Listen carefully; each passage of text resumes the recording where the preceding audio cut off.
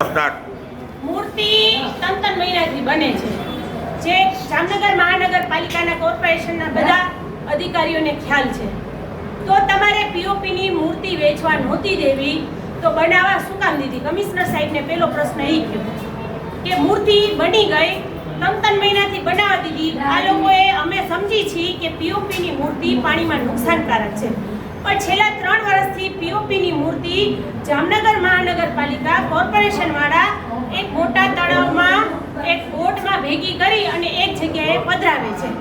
તો અમારી હવે એવી રજૂઆત છે કે તમે 3 મહિના સુધી મૂર્તિ બનાવવા દીધી. જે સાહેબ નવા છે, કમિશનર દર વર્ષે નવા આવે, ડીએમસી સાહેબ નવા આવે, એને ખ્યાલ ન હોય. ખબર કોને હોય? અહીંના જે એસ્ટેટના મેન અધિકારી છે ને, હું નામ જો કહીશ, દીક્ષિત સાહેબ અને વરણવા સાહેબ, એને ખબર હોય કે આ 3 મહિનાથી મૂર્તિઓ બનાવે છે, છતાંય એને એ મૂર્તિઓ 3 મહિના પહેલા ન બનાવવા દેવાય. આજે 3 મહિનાથી મૂર્તિ બની ગઈ છે, તો હવે આ મૂર્તિને એમ કહે છે કે આજ સાંજ સુધીમાં બધાય ઉપાડી લ્યો.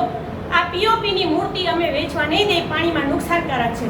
તો અમે સમજી શકીએ છીએ કે પાણીમાં નુકસાનકારક છે. તો પબ્લિકમાં તમે એક પ્રેસ નોંધ દો કે જે લોકોને પીઓપીની મૂર્તિ લેવી હોય એ લોકો જામનગર મહાનગરપાલિકાની જે જગ્યા ફાળવે ને ત્યાં જ એનું વિસર્જન કરે. આ જવાબદારી જામનગર મહાનગરપાલિકાના લગત અધિકારીની છે.